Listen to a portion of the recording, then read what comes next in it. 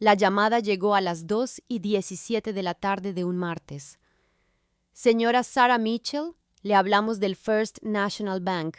Su cuenta de ahorros conjunta muestra un saldo negativo de $3,247. Casi se me cae el café. ¿Negativo?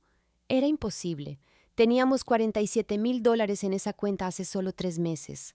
Cuando David entró por la puerta esa noche, lo confronté con el extracto bancario. Su rostro se puso pálido, luego rojo, y después empezó a tartamudeando sobre errores bancarios y fallos del sistema. Fue entonces cuando mi amiga Jessica, que estaba de visita para cenar, se inclinó y me susurró con urgencia al oído. Sara, algo anda muy, muy mal aquí. Los bancos no pierden $50,000 así como si nada. No tenía idea de que esta llamada me llevaría a descubrir la traición más elaborada de mi vida y, accidentalmente, me entregaría las llaves de la venganza más satisfactoria. Antes de continuar con la historia, por favor suscríbete. Necesito alcanzar los 1,000 suscriptores para poder seguir trayéndote historias como esta cada día. Para ti es solo un clic, pero para mí significa mucho. Mirando hacia atrás me doy cuenta de lo perfectamente diseñada que parecía nuestra vida desde fuera. David y yo habíamos estado casados durante 8 años y todo el mundo siempre comentaba la pareja ideal que hacíamos. Nos conocimos en la universidad, salimos durante 3 años y tuvimos lo que todos llamaron una boda de cuento de hadas en mi ciudad natal. Yo era maestra de 3er grado en la escuela primaria Riverside y David trabajaba como gerente de seguros de nivel medio en Hartford Associates. No éramos ricos, pero vivíamos cómodamente en nuestra modesta casa de 2 dormitorios con la cerca blanca y el jardín cuidadosamente mantenido. Yo me encargaba de todas nuestras finanzas porque, francamente, David no sabía cuadrar una chequera ni para salvar su vida. Él era el divertido, el espontáneo que me sorprendía con viajes de fin de semana o ramos de flores al azar. Yo era la planificadora, la ahorradora, la que se aseguraba de que nuestras facturas estuvieran pagadas y nuestras cuentas de jubilación crecieran. Funcionaba para nosotros, o eso creía yo. La abuela de David, Eleanor, había fallecido a los 2 años de nuestro matrimonio, dejándole un fondo fiduciario sustancial del que rara vez hablábamos. Los abogados que manejaban el patrimonio habían explicado que, como David estaba casado, su cónyuge sería automáticamente incluida como la beneficiaria principal, lo que aparentemente era una práctica estándar en su familia. David había firmado cualquier papel que le pusieron delante sin leerlo realmente, bromeando con que era pésimo con los asuntos legales y que yo debería encargarme de todo lo importante. El fondo fiduciario parecía una red de seguridad lejana en la que nunca necesitábamos pensar porque nos iba bien por nuestra cuenta. David a veces lo mencionaba casualmente, diciendo cosas como, bueno, siempre tenemos el dinero de la abuela Eleanor si alguna vez lo necesitamos, pero nunca pareció interesado en los detalles. Recuerdo haberle preguntado una vez cuánto había, y él simplemente se encogió de hombros y dijo, no sé, suficiente. Eso era tan típico de David, flotando por la vida sin preocuparse por los detalles mientras yo me encargaba de todas las responsabilidades de adulto. Nuestros amigos siempre decían que nos equilibrábamos perfectamente. Yo aportaba estabilidad y sentido común a su naturaleza despreocupada, y él aportaba aventura y espontaneidad a mi mundo cuidadosamente organizado. Teníamos planes, sueños, metas. Hablábamos de formar una familia, quizás comprar una casa más grande en unos años, tomar esas vacaciones europeas para las que habíamos estado ahorrando. Todo parecía tan seguro, tan predecible, tan a salvo. Confiaba en David completamente, lo que ahora me parece la cosa más ingenua que he hecho en mi vida. Pero, ¿cómo iba a saber que el hombre que no podía recordar pagar la factura de la luz estaba orquestando en secreto la traición más calculada de mi vida? Ahora que lo pienso, las señales estaban por todas partes, simplemente no quise verlas. Hace unos 4 meses, David empezó a trabajar hasta tarde con más frecuencia.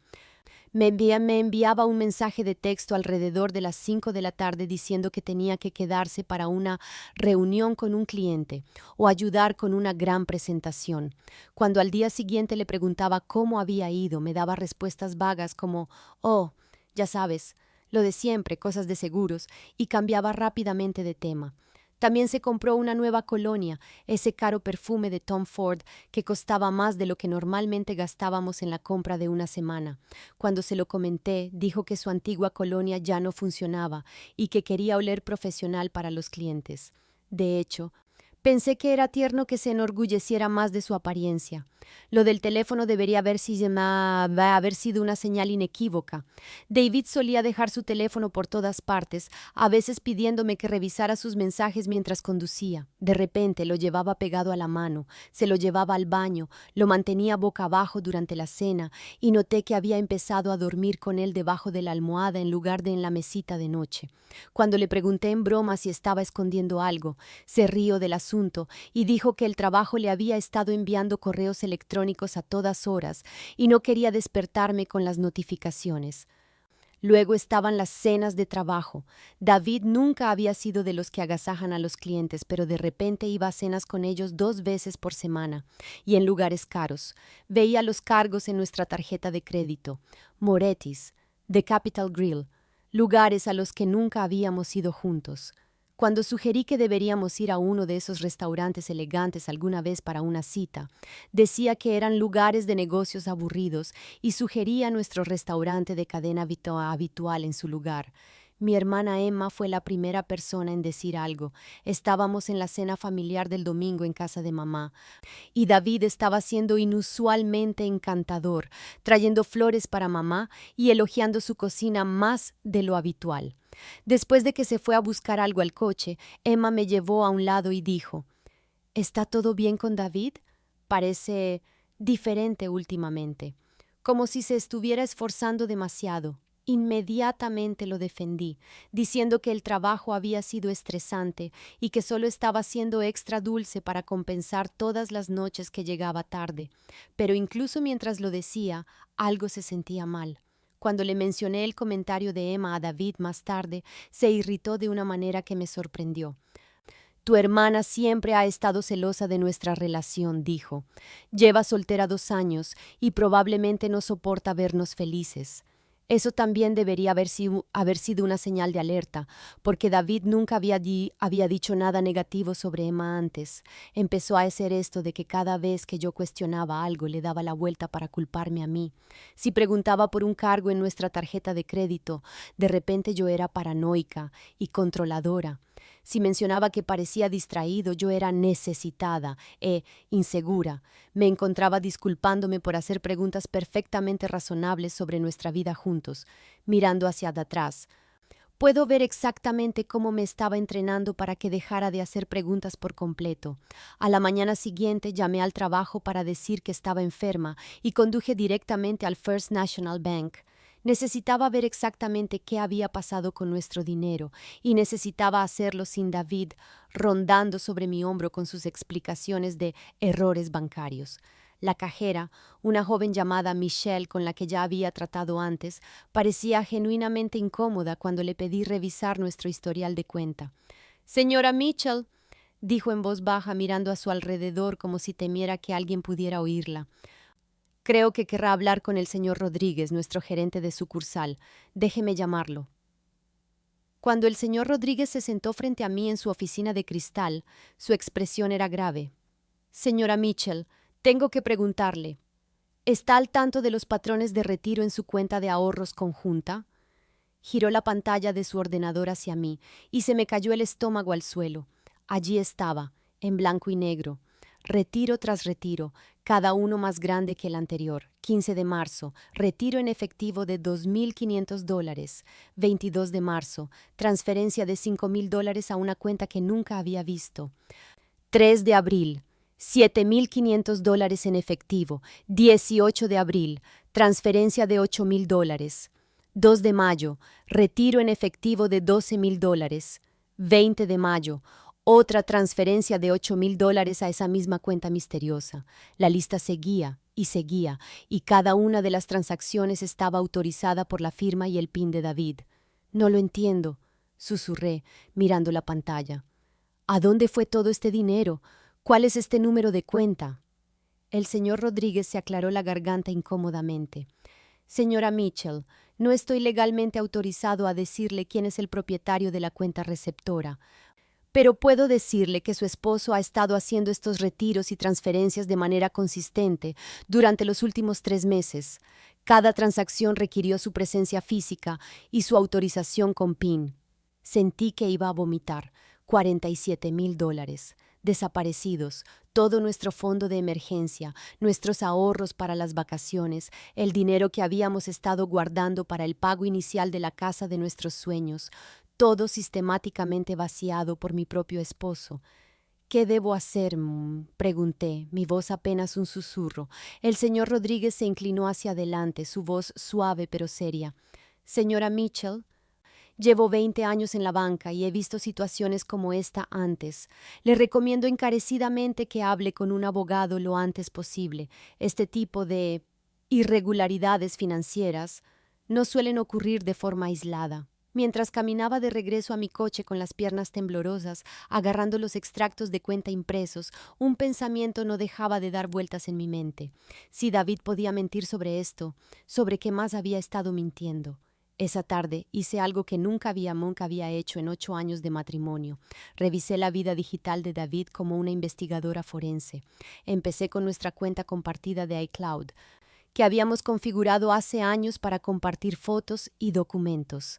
David era terrible con la tecnología, así que yo siempre había gestionado nuestro almacenamiento digital. A primera vista, todo parecía normal.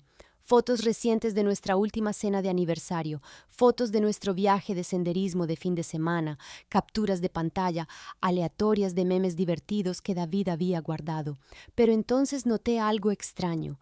Nuestro álbum de fotos compartido mostraba que teníamos 847 fotos, pero cuando las revisé solo pude ver unas 600. Eso significaba que se habían eliminado fotos. Hice clic en la carpeta «Eliminados recientemente» y mi corazón se detuvo. Allí estaban, docenas de fotos que David había eliminado en los últimos meses.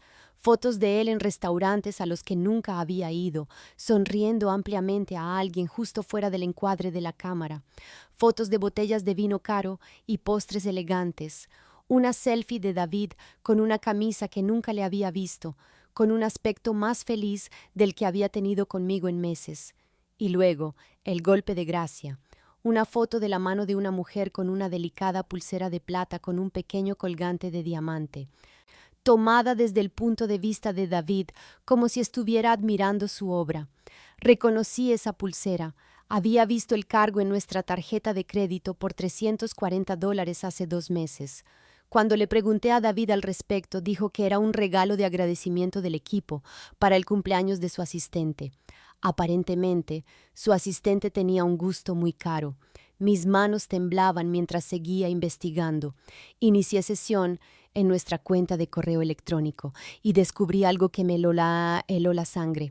David había creado una segunda dirección de Gmail, david.mitchell.personal@gmail.com.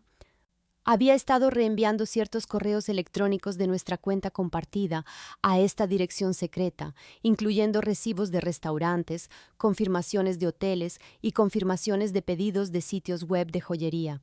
Consulté nuestros extractos de tarjeta de crédito en línea y los crucé con el supuesto horario de trabajo de David, el Grand Marriott del centro, un cargo de $289 el 20 de marzo, el mismo día que David me dijo que estaba trabajando hasta tarde en los informes trimestrales.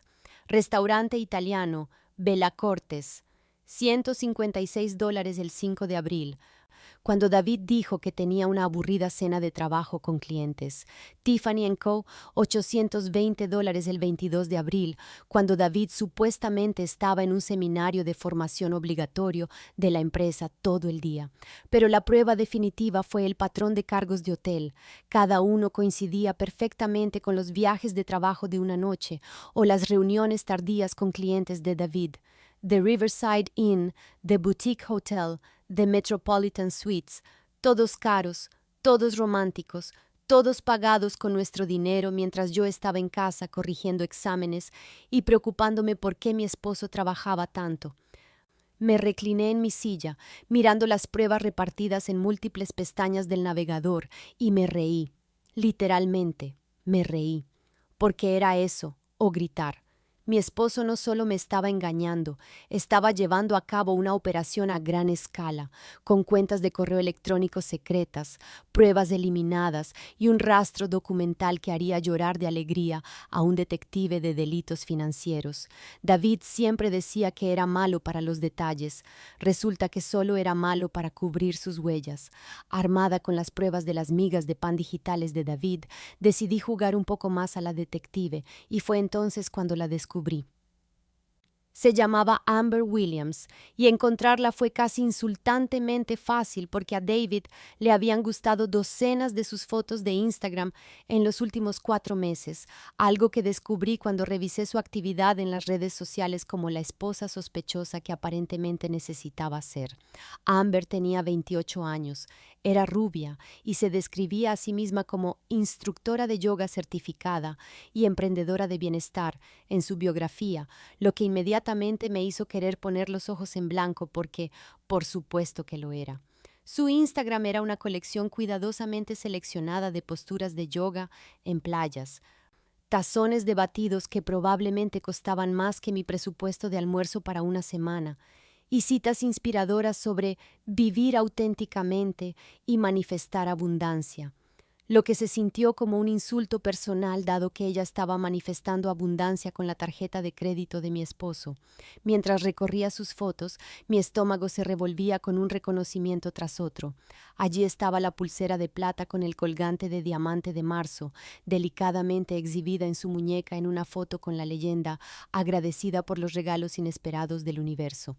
El universo, al parecer, tenía una cuenta corriente en el First National Bank. En abril, publicó una foto desde el restaurante italiano Bella Cortes, el mismo lugar donde David había cargado $156 por su supuesta cena de clientes, mostrando un plato de ravioles de langosta y una copa de vino que costaba más de lo que yo gastaba en la compra. Su leyenda decía: a veces tienes que tratarte como la reina que eres, y me pregunté si sabía que se estaba tratando como una reina con los ahorros de la vida de otra persona. La cronología era perfecta, matemáticamente precisa en su crueldad, cada cena cara, cada joya, cada escapada de fin de semana que David había afirmado que era por trabajo correspondía exactamente con las publicaciones de Instagram de Amber sobre su repentino estilo de vida elevado. Estaba publicando fotos desde The Riverside Inn el mismo fin de semana que David me dijo que tenía que trabajar horas extras en una importante propuesta para un cliente, presumiendo de champán, del servicio de habitaciones y una vista de la ciudad que yo nunca había visto a pesar de vivir aquí durante 8 años. Lo que realmente me afectó fue cómo estaba viviendo mejor que yo con mi propio dinero. Mientras yo recortaba cupones y compraba marcas blancas para aumentar nuestros ahorros, Amber publicaba fotos de pantalones de yoga de diseño, rutinas de cuidado de la piel caras y servicios de entrega de comidas orgánicas que costaban más por día de lo que yo gastaba en comida en una semana. Su apartamento, visible en el fondo de sus selfies en el espejo, estaba claramente muy por encima de lo que una instructora de yoga a tiempo parcial podría permitirse, con encimeras de mármol y esas modernas lámparas industriales que cuestan una fortuna. Tenía cerca de 3,000 seguidores que regularmente comentaban cosas como viviendo tu mejor vida y te mereces todo lo bueno, y me encontré pensando que realmente estaba viviendo su mejor vida, solo que completamente subsidiada por mi matrimonio. Esa noche, cuando David entró por la puerta con su habitual y alegre «Hola, cariño, ¿qué tal tu día?», yo estaba sentada en la mesa de la cocina con impresiones de nuestros extractos de tarjeta de crédito extendidas frente a mí como pruebas en la escena de un crimen. Había decidido empezar poco a poco, tantear el terreno, ver cómo reaccionaría al ser cuestionado sobre algunos de los cargos antes de revelar todo lo que sabía. David estaba revisando nuestros extractos de la tarjeta de crédito y noté algunos cargos que no recuerdo. Restaurante italiano Bella Cortes por $156. ¿Cuándo fuimos allí? Su rostro apenas parpadeó, pero capté la fracción de segundo de pánico antes de que pasara a lo que ahora reconozco como modo actuación. «Oh, eso», dijo, dejando su maletín y aflojándose la corbata como si se estuviera preparando para una larga explicación. «Fue esa cena con clientes de la que te hablé. ¿Recuerdas?». Con la cuenta de Henderson, tuve que llevarlos a un lugar bonito para cerrar el trato. Cuando le señalé que el cargo era de un sábado, cuando me había dicho que estaba trabajando hasta tarde en la oficina, se rió como si yo estuviera siendo tonta. Sara, te estás confundiendo. Definitivamente fue un jueves y definitivamente fue por trabajo. Ya sabes lo estresantes que han estado las cosas en la oficina últimamente. Cuando le mostré los extractos bancarios con todos los grandes retiros, su tono pasó de paciente a irritado. ¿Por qué estás revisando nuestras finanzas de esta manera? Estás actuando de forma paranoica, como si no confiaras en mí. He estado trabajando hasta el agotamiento para mantenernos, lidiando con clientes imposibles y plazos irrazonables, y en lugar de apoyarme, estás aquí jugando a ser detective con nuestros extractos bancarios. Explicó los retiros de efectivo como gastos de negocios que le reembolsarían, agitando la mano con desdén cuando le pregunté por qué no había mencionado que retiraba miles de dólares a la vez. No te informo de cada una de las transacciones financieras, Sara. Estamos casados, no somos socios comerciales. El hecho de que estés sentada aquí interrogándome sobre cómo gasto mi propio dinero es, sinceramente, bastante insultante. Para cuando terminó de hablar, sentía que yo era la que había hecho algo mal. Quizás estaba siendo paranoica. Quizás el trabajo realmente era estresante y yo no estaba siendo lo suficientemente comprensiva. Quizás había explicaciones perfectamente razonables para todo, y yo solo estaba siendo la esposa loca y sospechosa que no podía confiar en su trabajador esposo. Terminó la conversación dándome un abrazo y diciendo: «Te quiero, pero tienes que dejar de buscar problemas donde no los hay.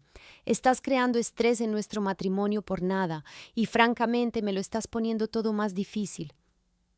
Después de que David se fuera a trabajar a la mañana siguiente, llamé a Jessica y le pregunté si podía ir a su casa.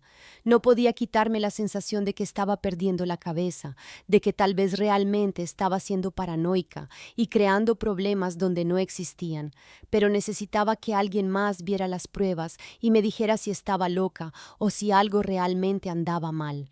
Jessica echó un vistazo a los extractos bancarios y los cargos de la tarjeta de crédito que había llevado conmigo y dijo rotundamente: «Sara, tu esposo está teniendo una aventura y te está robando el dinero para pagarla. Esto no es física cuántica». Cuando empecé a explicar el razonamiento de David para todo, cómo me había hecho sentir que estaba siendo irrazonable, Jessica levantó la mano para detenerme.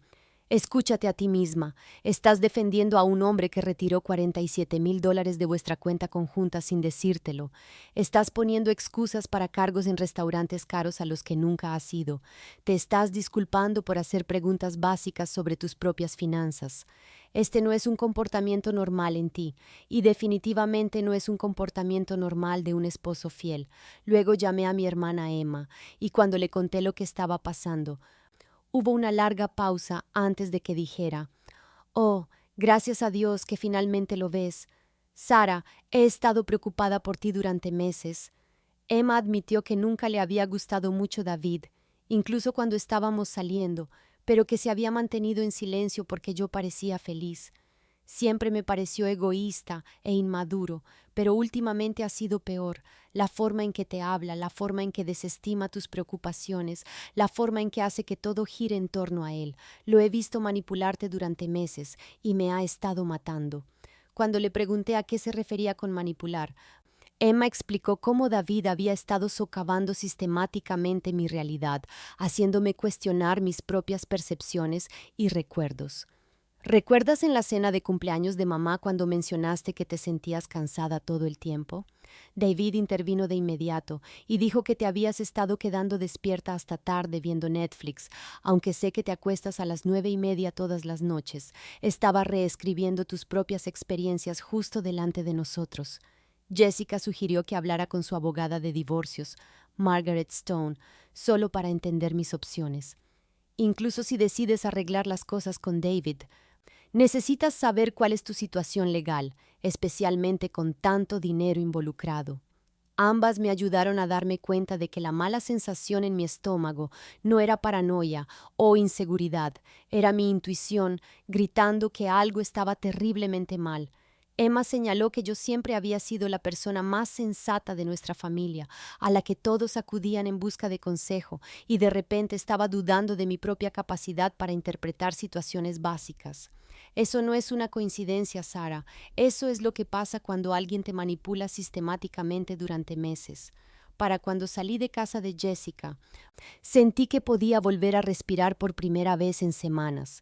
Con el apoyo de Jessica y Emma, me convertí en una mujer con una misión, documentando sistemáticamente cada pieza de evidencia, como si estuviera construyendo un caso para el FBI. Jessica vino ese fin de semana con su portátil y me ayudó a crear una hoja de cálculo detallada que rastreaba cada cargo sospechoso, retiro y discrepancia en la cronología, mientras que Emma tomaba fotos de todos los extractos bancarios y facturas de tarjetas de crédito con su teléfono para que tuviéramos múltiples copias de todo. Cruzamos el calendario de trabajo de David, que mantenía en nuestra cuenta compartida de Google, con cada cargo de restaurante, reserva de hotel y retiro de efectivo, y el patrón era tan obvio que era casi insultante el poco esfuerzo que había puesto en cubrir sus huellas. El descubrimiento más exasperante llegó cuando Emma encontró la página de GoFundMe de Amber para su estudio de yoga espacio sagrado, una campaña para recaudar dinero para su soñado centro de bienestar que serviría a la comunidad con prácticas de sanación auténticas. La campaña había recaudado $23,000 en los últimos 3 meses, con las donaciones más grandes provenientes de contribuyentes anónimos. Pero cuando miré las fechas de esas donaciones y las comparé con los retiros de efectivo de David, las matemáticas eran perfectas. Mi esposo se había convertido esencialmente en el inversor privado de Amber, financiando sus sueños empresariales con nuestros ahorros de toda la vida, mientras yo comía sándwiches de mantequilla de cacahuete para almorzar para ahorrar dinero. Jessica me ayudó a hacer capturas de pantalla de cada una de las publicaciones de Instagram de Amber que correspondían con nuestros cargos de tarjeta de crédito, creando una cronología digital que mostraba exactamente cómo se estaba gastando nuestro dinero en su estilo de vida, desde las esterillas de yoga de diseño que promocionaba en sus publicaciones hasta los caros retiros de bienestar a los que había estado asistiendo en lugares como Sedona y Tulum. Emma descubrió que Amber había firmado recientemente un contrato de arrendamiento de un apartamento de lujo en el centro, del tipo con ventanas de suelo a techo y jardines en la azotea que costaba 3 veces lo que pagábamos por nuestra hipoteca, y cuando buscamos el precio del alquiler, coincidía perfectamente con las transferencias mensuales que David había estado haciendo a esa misteriosa cuenta bancaria. La prueba más contundente llegó cuando finalmente reuní el valor para mirar el portátil de David, mientras él estaba en su noche de póker semanal, descubriendo una carpeta etiquetada como gastos de negocios que contenía recibos de todo, desde los cursos de certificación de profesora de yoga de Amber hasta lencería cara de Victoria's Secret, que definitivamente nunca había recibido. También había borradores de correos electrónicos a su jefe solicitando anticipos de su salario y pago de horas extras por proyectos que, según su propio calendario de trabajo, no existían. Para el domingo por la noche habíamos reunido una cartera de pruebas que enorgullecería a un investigador privado, completa con registros financieros, pruebas fotográficas, correlaciones de cronología y documentación del robo sistemático de David de nuestros recursos compartidos para financiar su aventura.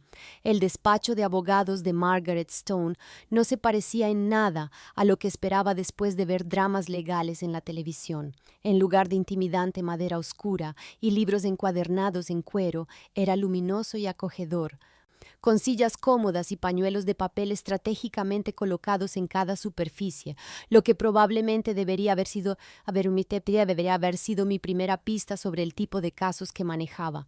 La propia Margaret era una mujer de unos 50 años con ojos amables y el comportamiento sensato de alguien que había visto todo tipo de desastres matrimoniales imaginables.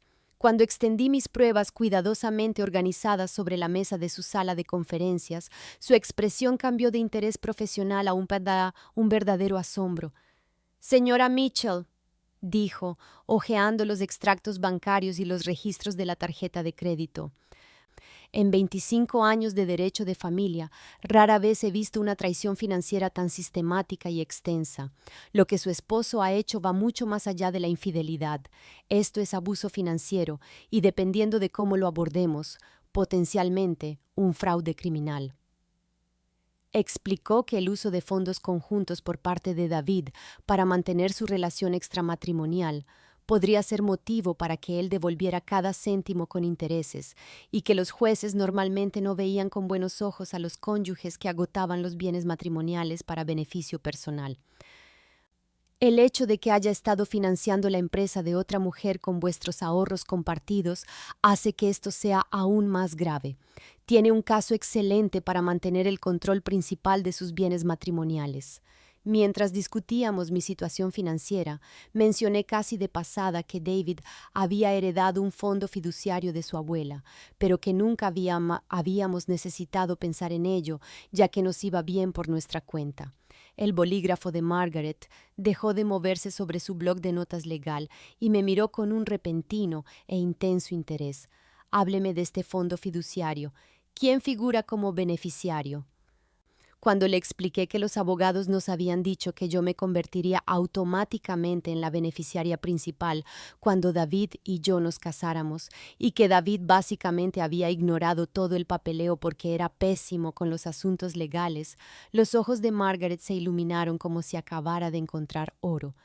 Sara, dijo, inclinándose hacia adelante en su silla, necesito que me traiga todos los documentos relacionados con ese fondo fiduciario, cada papel que David firmó, cada correspondencia de los abogados del patrimonio, todo. Esto podría cambiar toda su situación. Explicó que si yo era, de hecho, la beneficiaria legal del fideicomiso, significaba que tenía derechos y protecciones que David podría ni siquiera saber que existían, y que su reciente comportamiento financiero podría jugar a mi favor de maneras que no podía imaginar. Margaret me llamó 3 días después, y pude oír la emoción en su voz incluso antes de que dijera hola. Sara, tienes que venir aquí inmediatamente. Trae el certificado de defunción de la abuela de David y cualquier otro documento del patrimonio que puedas encontrar, porque lo que he descubierto te va a dejar alucinada. Cuando llegué a su oficina esa tarde, tenía los documentos del fideicomiso extendidos sobre su escritorio como un mapa del tesoro, y su sonrisa era del tipo que los abogados probablemente no deberían tener al discutir los casos de sus clientes. Tu esposo, dijo, apenas conteniendo su alegría, es un idiota. No solo eres la beneficiaria principal de este fideicomiso, sino que el fideicomiso vale $850,000, que es significativamente más que el suficiente que David te describió. Explicó que Eleanor Mitchell había sido una inversora astuta que había construido una cartera sustancial a lo largo de décadas, y que David había heredado no solo dinero, sino también acciones, bonos y propiedades inmobiliarias que habían estado creciendo constantemente desde su muerte. Pero aquí está la parte realmente hermosa, continuó Margaret. Según los términos del fideicomiso, cualquier beneficiario puede solicitar el acceso inmediato a los fondos si puede demostrar que el fideicomisario actual está incurriendo en un comportamiento financieramente irresponsable que amenaza la estabilidad económica de la familia. Me mostró una cláusula en los documentos del fideicomiso que mencionaba específicamente la protección contra gastos despilfarradores, juegos de azar u otros comportamientos que pongan en peligro la seguridad financiera de la familia, y explicó que el vaciado sistemático de sus ahorros conjuntos por parte de David para financiar una relación extramatrimonial entraba de lleno en esa categoría. Lo que tu esposo ha hecho en los últimos 3 meses nos da motivos para solicitar al tribunal el control inmediato de los activos del fideicomiso, eliminándolo efectivamente como tomador de decisiones y transfiriéndote la autoridad total a ti como beneficiaria principal. Margaret ya se había puesto en contacto con el abogado del patrimonio que había manejado el testamento de Eleanor, quien confirmó que el fideicomiso tenía disposiciones específicas diseñadas para proteger contra exactamente el tipo de comportamiento que David había estado exhibiendo.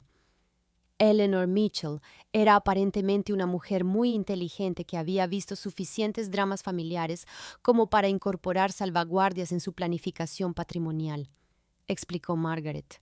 Quería asegurarse específicamente de que si su heredero alguna vez ponía en peligro la estabilidad financiera de la familia a través de un comportamiento imprudente, el dinero estaría protegido. Lo más increíble era que David nunca se había molestado en leer ninguno de los documentos del fideicomiso con atención, firmando todo lo que los abogados del patrimonio le ponían delante sin entender a qué derechos estaba renunciando o qué protecciones estaban integradas en el sistema. Básicamente, renunció a su capacidad de acceder a este dinero si alguna vez se comportaba de forma irresponsable, dijo Margaret, y financiar el estudio de yoga de su amante definitivamente califica como comportamiento irresponsable. Mientras estaba sentada en la oficina de Margaret, mirando documentos que representaban más dinero del que jamás había imaginado tener, me di cuenta de que la traición de David estaba a punto de convertirse en el error más caro de su vida. David debió de sentir que algo estaba cambiando, porque de repente se convirtió en el esposo más atento del planeta, lo que se sintió como ser cortejada por un vendedor de coches de segunda mano que sabe que el motor está a punto de caerse. Empezó a traerme flores cada 2 días, y no cualquier flor, sino arreglos caros de la floristería elegante del centro, del tipo que costaba $60 y venía con pequeñas tarjetas sobre amor eterno y aprecio por mi hermosa esposa. Planeó una escapada romántica sorpresa de fin de semana al Riverside Inn, el mismo hotel que había visto cargado en nuestra tarjeta de crédito durante sus supuestos viajes de trabajo, lo que era increíblemente estúpido o increíblemente arrogante, y honestamente no podía decidir cuál. Sé que he estado trabajando demasiado últimamente, me dijo, presentándome una botella de vino que probablemente costaba más que nuestro presupuesto mensual de la compra. Y quiero compensártelo, te mereces que te mimen. Toda la actuación era tan transparentemente manipuladora que casi sentí pena por él, viéndolo esforzarse por bombardearme de amor para que volviera a someterme sin tener idea de que yo sabía exactamente dónde había aprendido sus gestos románticos. Cuando las entregas de flores y las cenas caras no funcionaron y yo permanecí educadamente distante, en lugar de derretirme de nuevo en modo esposa agradecida, el enfoque de David dio un giro brusco hacia la agresión. «Llevas semanas actuando de forma extraña», dijo una noche, su voz adquiriendo un filo que rara vez le había oído antes. «Estás fría, eres desconfiada. Me estás cuestionando constantemente sobre cada pequeña cosa. No sé qué te ha pasado, pero francamente, Sara, te estás volviendo agotadora». Empezó a hacer comentarios sobre lo afortunada que era de tenerme, sobre cómo otros hombres no aguantarían mi comportamiento paranoico y mis problemas de confianza, y cómo debería estar agradecida por todo lo que él proporcionaba en lugar de estar constantemente buscando problemas. La máscara se le estaba cayendo más rápido que el hielo de un tejado, y el hombre debajo era más feo de lo que jamás había imaginado. «¿Sabes qué?», dijo durante una discusión particularmente acalorada sobre mi actitud. «Quizás debería irme. Quizás serías más feliz sola, ya que obviamente no aprecias nada de lo que hago por este matrimonio. Pero no creas que vas a desplumarme solo porque no seas feliz». Fue entonces cuando hizo la amenaza que selló su destino. «Si quieres jugar duro, Sara, deberías saber que saldrás de este matrimonio sin nada. Tengo abogados, tengo dinero de familia y tengo muchos más recursos que una maestra de 3er grado. Tienes suerte de que te quiera lo suficiente como para intentar arreglar esto, porque si quisiera, podría dejarte sin absolutamente nada». Mientras lo escuchaba despotricar sobre su poder y sus recursos, amenazando con destruirme financieramente sin tener idea de que yo estaba a punto de convertirme en la única controladora del patrimonio de su abuela, tuve que morderme el labio para no reírme. Margaret y yo desarrollamos nuestra estrategia entre café y documentos legales, tramando la caída de David con la precisión metódica de generales, planeando una campaña militar. «La clave», explicó Margaret, «es dejar que piense que va ganando mientras le quitamos sistemáticamente cada ventaja que cree tener. Lo necesitamos confiado y descuidado, no sospechoso y cubriendo sus huellas». Nuestro plan era maravillosamente simple. Yo volvería a casa y desempeñaría el papel de la esposa castigada y arrepentida que se había dado cuenta del error de sus paranoias, mientras Margaret trabajaba entre bastidores para demoler legalmente el mundo de David. Practiqué mi actuación en la oficina de Margaret, ensayando cómo me disculparía por ser desconfiada y poco comprensiva, cómo elogiaría a David por su paciencia con mis inseguridades y cómo prometería confiar más en él y cuestionarlo menos. Haz que sienta que ha logrado manipularte para que vuelvas a someterte, aconsejó Margaret. Los hombres como David se vuelven descuidados cuando creen que han ganado. Mientras tanto, Margaret presentó una petición ante el Tribunal Testamentario para invocar la cláusula de protección financiera del fideicomiso, citando el agotamiento sistemático de los bienes matrimoniales por parte de David como prueba del comportamiento financieramente irresponsable contra el que Eleanor Mitchell se había protegido específicamente. También comenzó a redactar los papeles del divorcio, pero acordamos esperar a entregárselos hasta que tuviéramos el control total del fondo fiduciario, lo que sucedería en 2 semanas si el juez aprobaba nuestra petición. La belleza de este enfoque, explicó Margaret, es que David no sabrá que lo golpeó hasta que sea demasiado tarde para hacer algo al respecto. Para cuando se dé cuenta de que te estás divorciando de él, ya tendrás el control legal del dinero que él cree que le pertenece. Pasé el fin de semana preparándome para mi actuación digna de un Oscar, practicando cómo ser agradecida y sumisa mientras internamente calculaba exactamente cuánto le iba a costar a David su traición. Margaret me había dado instrucciones específicas sobre qué pruebas seguir reuniendo y cómo documentar cualquier mala conducta financiera adicional sin despertar sospechas. Si hace más retiros o transferencias grandes mientras esperamos la decisión del tribunal, eso es solo más munición para nuestro caso, dijo. La parte más difícil iba a ser fingir que todo era normal sabiendo que el mundo entero de David estaba a punto de implosionar, pero cada vez que me sentía culpable por el engaño, me recordaba a mí misma las publicaciones de Instagram de Amber financiadas con los ahorros de mi vida y las amenazas de David de dejarme sin nada. Margaret programó una reunión de seguimiento para el viernes siguiente, cuando esperaba tener noticias sobre la petición del fondo fiduciario, y acordamos que sería entonces cuando finalizaríamos el cronograma para entregarle a David los papeles del divorcio y revelarle exactamente cuánto le iba a costar su aventura. Interpretar el papel de la esposa arrepentida y confiada se hizo infinitamente más fácil cuando descubrí cuán completamente David había estado planeando destruir mi vida. Mientras él estaba en el trabajo el miércoles, sintiéndose seguro de que su campaña de bombardeo de amor me había doblegado con éxito, decidí hacer un último barrido de su huella digital y lo que encontré me heló la sangre de rabia. David había estado buscando listados de apartamentos en Silo, no solo una búsqueda casual, sino una investigación seria de lugares de 2 dormitorios en barrios de moda de la ciudad, del tipo de apartamentos que costaban el doble de nuestra hipoteca actual y venían con servicios como piscinas en la azotea y conserjería. Había guardado más de una docena de listados en sus favoritos, todos ellos disponibles para fechas de mudanza en los próximos 60 días. Y cuando miré los precios de los alquileres, coincidían perfectamente con la cantidad que había estado transfiriendo a esa misteriosa cuenta bancaria cada mes, lo que significaba que había estado preparando su nueva vida con Amber usando nuestro dinero mientras me mentía a la cara sobre errores bancarios y estrés laboral. Peor aún, encontré pruebas de que David había estado buscando trabajo, no solo buscando nuevas oportunidades, sino buscando específicamente puestos en otras ciudades, lugares como Austin y Denver, donde Amber había publicado fotos en Instagram sobre destinos de ensueño y posibilidades de nuevas aventuras. Su currículum estaba actualizado y pulido, enfatizando habilidades y experiencias que ni siquiera sabía que tenía, y había estado en correspondencia con reclutadores sobre reubicarse por la oportunidad adecuada y empezar de nuevo en un nuevo mercado.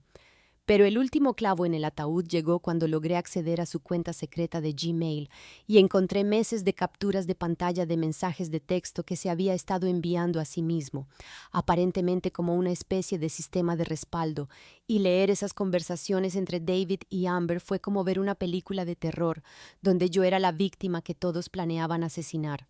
Una vez que me ocupe de la situación de Sarah, podemos empezar a buscar sitios juntos, había escrito, y solo necesito encontrar la forma más limpia de salir de este matrimonio sin perderlo todo. Amber había respondido con emojis de corazón y mensajes sobre lo emocionada que estaba de finalmente poder hacer público su amor y cómo no podía esperar para dejar de fingir que solo eran amigos. Habían discutido estrategias de cronología, con David explicando que necesitaba mantener a Sarah tranquila y sin sospechas, mientras él movía activos y se posicionaba para el mejor resultado posible en un divorcio. El mensaje más escalofriante fue David diciéndole a Amber: «No te preocupes por la situación del dinero, lo tengo todo resuelto y Sarah nunca lo verá venir». Mientras estaba sentada allí leyendo sobre los meticulosos planes de mi esposo para abandonarme mientras robaba los ahorros de nuestra vida, me di cuenta de que cada palabra amable, cada disculpa, cada momento de aparente arrepentimiento en los últimos meses había sido una actuación calculada, diseñada para mantenerme dócil mientras él desmantelaba sistemáticamente nuestro matrimonio. El viernes por la noche, senté a David en la mesa de nuestra cocina con mis pruebas cuidadosamente organizadas extendidas, como un fiscal presentando un caso a un jurado. «Tenemos que hablar», dije, y algo en mi tono debió advertirle que su actuación como el esposo devoto había terminado, porque su rostro se puso blanco incluso antes de que empezaras a hablar. Comencé con los extractos bancarios, los cargos de la tarjeta de crédito y las fotos eliminadas, viéndolo pasar por sus grandes éxitos de tácticas de manipulación como un disco rayado. «Sarah, puedo explicarlo todo», comenzó, pero levanté la mano y le dije que se lo guardara porque aún no había terminado. Cuando le mostré las capturas de pantalla de las publicaciones de Instagram de Amber, la cronología de los cargos que coincidían perfectamente con las mejoras en su estilo de vida y la evidencia de su cuenta de correo electrónico secreta, intentó un enfoque diferente: la negación total. «Estás malinterpretando todo», dijo, su voz adquiriendo ese tono condescendiente que había aprendido a odiar. «Amber es solo una amiga. Esos cargos son relacionados con el trabajo y estás conectando puntos que no existen porque quieres encontrar algo malo en nuestro matrimonio». Cuando saqué los listados de apartamentos que había estado mirando y las solicitudes de empleo que había enviado en otras ciudades, su negación se desmoronó en minimización. «Vale, quizás he estado hablando con Amber más de lo que debería, pero no ha pasado nada físico y solo estaba mirando apartamentos porque pensé que tal vez necesitábamos espacio para trabajar en nuestra relación. Pero cuando le leí sus propios mensajes de texto sobre ocuparse de la situación de Sarah y salir de este matrimonio, finalmente abandonó la pretensión y admitió la aventura. «Bien, sí, he estado viendo a Amber, pero simplemente sucedió, Sarah. No planeé esto, estoy confundido acerca de mis sentimientos y ya no sé lo que quiero. Lo que realmente me asombró fue su completa falta de remordimiento por robar nuestro dinero. Cuando lo confronté sobre los $47,000, tuvo la audacia de decir: iba a devolverlo eventualmente, y además no es como si nos estuviéramos muriendo de hambre o algo así. Sugirió que podríamos superar esto si yo pudiera ser más comprensiva con sus necesidades y menos controladora con las finanzas, como si su robo sistemático y su traición fueran problemas de relación que pudiéramos resolver con una mejor comunicación. «Te quiero, Sarah», dijo, extendiendo la mano sobre la mesa como si esperara que yo tomara la suya. «Pero tienes que entender que nuestro matrimonio no ha estado satisfaciendo mis necesidades emocionales últimamente, y Amber me hace sentir apreciado de maneras que tú no lo haces». Cuando quedó claro que no iba a caer de rodillas agradeciéndole su honestidad y suplicándole que trabajáramos en nuestro matrimonio, la máscara de David no solo se deslizó, sino que se desintegró por completo, revelando ahí a la persona arrogante y calculadora que aparentemente siempre había sido. Mira, Sara, dijo, reclinándose en su silla con una expresión que solo puede describirse como de suficiencia. Si realmente vamos a tomar este camino, necesitas entender cómo funciona el divorcio. Tengo derecho a la mitad de todo lo que hemos construido juntos, lo que incluye la casa, los ahorros, las cuentas de jubilación y, obviamente, la mitad del fondo fiduciario de mi abuela. El atrevimiento era impresionante, pero apenas estaba comenzando. Tuvo el descaro de afirmar que merecía una pensión alimenticia porque había sacrificado su avance profesional por nuestro matrimonio, lo cual fue una reescritura tan espectacular de la historia que casi me atraganto. David nunca había sido el principal sostén de la familia en nuestra relación. Yo siempre había ganado más dinero como maestra que él en seguros, y el único sacrificio profesional en nuestro matrimonio había sido que yo rechazara un puesto de directora hace 2 años porque David no quería mudarse a un distrito escolar diferente. Podría estar ganando 6 cifras ahora mismo si no hubiera estado apoyando tu carrera y ocupándome de las responsabilidades del hogar, continuó, aparentemente olvidando que yo hacía toda la cocina, la limpieza, el pago de facturas y el trabajo emocional, mientras él jugaba al póker con sus amigos 2 veces por semana y pasaba los fines de semana viendo deportes. Pero la guinda del pastel llegó cuando empezó a hablar del fondo fiduciario con el tipo de propiedad confiada que me hizo querer grabar la conversación solo para poder reproducirla más tarde y reírme. El fondo fiduciario obviamente se va a dividir 50-50 ya que es un bien matrimonial. Y honestamente, Sara, probablemente deberías aceptar cualquier acuerdo que esté dispuesto a ofrecerte porque luchar contra mí en esto te va a costar más en honorarios legales de lo que jamás recuperarás. Explicó que su familia tenía dinero y conexiones, que ya había hablado con algunos de los mejores abogados de divorcios del estado y que yo debería ser realista sobre mi posición como alguien con recursos limitados enfrentándose a alguien con riqueza generacional y experiencia legal. La forma en que hablaba del fondo fiduciario. Uno pensaría que lo había estado gestionando personalmente durante años en lugar de ignorar cada papel relacionado con él y dejar que yo me encargara de toda nuestra planificación financiera porque no era bueno con esas cosas. Estoy tratando de ser justo aquí, dijo, como si me estuviera haciendo un enorme favor. Pero si quieres alargar esto y hacerlo feo, solo recuerda que tengo $850,000 en activos que nunca tocarás, más lo que dividamos de la propiedad matrimonial. La sincronización de Margaret fue absolutamente perfecta, apareciendo en nuestra puerta el lunes por la mañana mientras David todavía estaba en bata, con una taza de café en la mano, probablemente planeando otro día de fingir ser la parte agraviada en nuestro matrimonio. David Mitchell, dijo con el tipo de sonrisa profesional que los abogados perfeccionan cuando están a punto de arruinarle la vida a alguien. Ha sido notificado. Los papeles del divorcio fueron solo el aperitivo.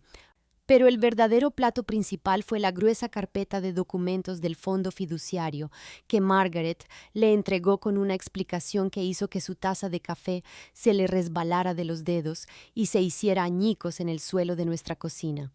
Señor Mitchell, debo informarle que su esposa, Sara, es la beneficiaria principal y única del fideicomiso Eleanor Mitchell, lo que significa que tiene autoridad legal sobre todos los activos del fideicomiso, incluyendo los $850,000 con los que ha estado contando en su acuerdo de divorcio. Observé cómo el rostro de David pasaba por la confusión, la incredulidad y luego el pánico puro mientras Margaret explicaba que no solo no recibiría la mitad del fondo fiduciario, sino que su reciente comportamiento financiero había activado las cláusulas de protección del fideicomiso, eliminándolo efectivamente de cualquier autoridad para tomar decisiones sobre los activos que había heredado. Además, continuó Margaret, disfrutando claramente de cada palabra, el retiro sistemático de fondos de su cuenta matrimonial conjunta para mantener una relación extramatrimonial constituye una mala conducta financiera que podría ser procesada como robo, y buscaremos la restitución total de los $47,000 que ha robado, más daños y perjuicios y honorarios de abogados. cuando el abogado que David contrató apresuradamente, algún letrado de saldo que había encontrado en línea, revisó los documentos del fideicomiso más tarde esa semana, tuvo que darle la noticia de que la situación de David era aún peor de lo que parecía inicialmente. «Señor Mitchell», explicó su abogado en una llamada telefónica que pude oír a través de las delgadas paredes de nuestro dormitorio, «no solo no tiene ningún derecho legal sobre el fondo fiduciario, sino que el equipo legal de su esposa tiene pruebas documentadas de fraude financiero que podrían resultar en cargos penales si ella decide proceder. Mi recomendación es que acepte cualquier acuerdo que le ofrezcan y se considere afortunado si sale de esto sin ir a la cárcel». El sonido que salió de David cuando colgó el teléfono no fue exactamente un grito, ni un sollozo, pero definitivamente fue el sonido de un hombre dándose cuenta de que su elaborado plan para dejar a su esposa por su amante mientras se quedaba con todo el dinero acababa de fracasar de la manera más espectacular imaginable. Las siguientes semanas fueron como ver una clase magistral de manipulación mientras David recorría todas las tácticas del manual del abusador emocional, tratando desesperadamente de recuperar algo de control sobre una situación que se le había escapado por completo de las manos.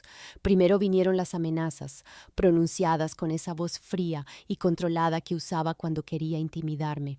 «No tienes idea de lo que estás haciendo, Sara. Vas a destruir nuestras vidas por esto, y cuando estés sentada en algún apartamento de mala muerte preguntándote cómo vas a pagar el alquiler, no vengas a llorar a mí». Cuando respondí con nada más que un tranquilo «de acuerdo», cambió al modo de negociación, convirtiéndose de repente en el esposo arrepentido que había cometido un terrible error y solo necesitaba una oportunidad más. «Cortaré todo contacto con Amber inmediatamente», prometió, paseándose por nuestra sala de estar como un animal enjaulado. «Iré a terapia, a consejería matrimonial, lo que quieras. Podemos superar esto si simplemente retiras los procedimientos de divorcio y me das la oportunidad de demostrar que he cambiado». La fase de bombardeo de amor fue particularmente patética, con David trayéndome flores todos los días, cocinando cenas elaboradas que no comí y dejando notas escritas a mano sobre cuánto me amaba y cuánto lamentaba haberse desviado del camino. Cuando nada de eso funcionó, recurrió al tipo de súplica desesperada que habría sido desgarradora si no viniera de alguien que había pasado meses traicionándome sistemáticamente mientras planeaba dejarme sin nada. «Por favor, Sara», dijo una noche, literalmente de rodillas en nuestro pasillo, «sé que la he fastidiado, pero no puedo perderlo todo. Ese fondo fiduciario es todo lo que tengo, es mi futuro, mi seguridad. No puedes quitármelo todo». Cuando le expliqué con calma que el fondo fiduciario nunca le había pertenecido en primer lugar y me alejé, la desesperación de David tomó un giro más oscuro y comenzó una campaña para poner a todos los que conocíamos en mi contra con mentiras sobre mi comportamiento vengativo y mis demandas irrazonables. Llamó a sus padres, a nuestros amigos en común, incluso a algunos de mis colegas de la escuela, tejiendo una historia sobre cómo yo estaba tratando de robarle su herencia y destruirle la vida por un error. Se pintó a sí mismo como la víctima de una esposa amargada y ambiciosa que estaba aprovechándose de un tecnicismo legal para robarle todo por lo que había trabajado, omitiendo convenientemente las partes sobre la aventura, el dinero robado y sus planes de abandonarme. Algunas personas realmente le creyeron, lo que dolió más de lo que esperaba, pero los que importaban vieron a través de su manipulación. 6 meses después, estaba sentada en la oficina de Margaret firmando el decreto final de divorcio, poniendo fin oficialmente a mi matrimonio con David y comenzando lo que solo puedo describir como el capítulo más satisfactorio de mi vida adulta. El juez había sido particularmente poco comprensivo con los argumentos de David sobre la distribución injusta de bienes, especialmente después de que Margaret presentara pruebas de su fraude financiero sistemático y sus planes de abandonarme mientras robaba nuestros ahorros de toda la vida. Me quedé con la casa, que había sido comprada principalmente con dinero de la póliza de seguro de vida de mi padre de todos modos, Mantuve el control total del fideicomiso Eleanor Mitchell con sus $850,000 en activos y se ordenó a David que devolviera cada céntimo de los $47,000 que había robado de nuestra cuenta conjunta, más los intereses y mis honorarios legales. La guinda del pastel fue cuando Amber dejó a David exactamente 3 días después de que se finalizara el divorcio, aparentemente habiéndose dado cuenta de que su papi de azúcar se había convertido en una carga financiera de la noche a la mañana. Según Jessica, que se había hecho amiga de una de las alumnas de yoga de Amber, ya se había buscado a un promotor inmobiliario divorciado que podía financiar mejor su viaje de bienestar, dejando a David con nada más que un contrato de arrendamiento de un apartamento caro que ya no podía pagar y una penalización por incumplimiento de contrato que le costó otros $3,000. Los desesperados intentos de David de vilipendiarme ante nuestros amigos en común habían fracasado en gran medida, especialmente cuando la gente empezó a hacer preguntas sobre por qué exactamente me estaba divorciando de él y descubrió la verdad sobre su aventura y su traición financiera. Mi hermana Emma había sido particularmente efectiva en difundir la historia real, armada con capturas de pantalla y extractos bancarios que hicieron que la narrativa de víctima de David se desmoronara bajo el escrutinio. Sus propios padres, después de enterarse de todo lo que había hecho, aparentemente le dijeron que estaba por su cuenta y que estaban avergonzados de cómo había tratado a una mujer tan buena. La humillación final llegó cuando David tuvo que declararse en bancarrota debido a sus honorarios legales. La deuda de la tarjeta de crédito por financiar el estilo de vida de Amber y la restitución ordenada por el tribunal que me debía, lo que significaba que su crédito estaba destruido y viviría de cheque en cheque durante años mientras yo invertía el dinero del fondo fiduciario y planeaba las vacaciones europeas que siempre había soñado tomar. Margaret me había advertido que podría sentirme culpable por la ruina financiera de David, pero honestamente, ver a alguien enfrentar las consecuencias naturales de su propia crueldad calculada se sintió menos como una venganza y más como la justicia cósmica finalmente alcanzando a alguien que había pensado que era demasiado listo para ser atrapado. 6 meses después de que se finalizara el divorcio, estoy sentada en mi cocina completamente renovada, bebiendo café de una taza que costó más de lo que David probablemente gasta en la compra en una semana, y puedo decir honestamente que nunca he sido más feliz en toda mi vida. La casa se ve completamente diferente ahora, transformada de la modesta primera vivienda que David y yo compartíamos en algo que realmente refleja mi personalidad en lugar de su estética barata y de recortar gastos.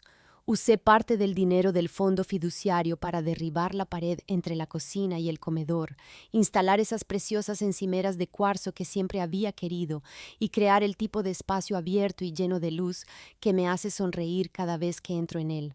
Tomé esas vacaciones europeas con las que había estado soñando durante años, pasando 3 semanas en Italia comiendo comida increíble, visitando museos y sin mirar mi teléfono ni una sola vez, lo que se sintió como la cosa más lujosa que había hecho en mi vida. Cuando regresé, inicié el fondo de becas Eleanor Mitchell para maestros, usando parte del dinero del fideicomiso para ayudar a los educadores a obtener títulos avanzados y desarrollo profesional, lo que creo que la abuela de David habría aprobado, ya que ella misma había sido maestra antes de convertirse en una inversora astuta. La mejor parte de mi nueva vida, sin embargo, es Michael, el contratista que renovó mi cocina y que de alguna manera logró restaurar mi fe en los hombres decentes que realmente quieren decir lo que dicen. Es amable, honesto, financieramente responsable, y cuando dice que está trabajando hasta tarde, realmente está trabajando hasta tarde, no financiando los sueños empresariales de otra mujer con dinero que no le pertenece. Mientras tanto, David vive en un apartamento tipo estudio encima de una pizzería, trabajando en su empleo de seguros durante el día y repartiendo comida por la noche para pagar sus deudas ordenadas por el tribunal, lo que me da más satisfacción de la que probablemente debería. Según Emma, que recibe actualizaciones a través de nuestro antiguo vecino, parece unos 10 años mayor de lo que parecía durante nuestro matrimonio, probablemente por el estrés de tener que enfrentar las consecuencias de sus acciones por primera vez en su vida adulta. Así que dime, ¿fui demasiado lejos o no lo suficiente? porque, honestamente, estoy durmiendo mejor que en años.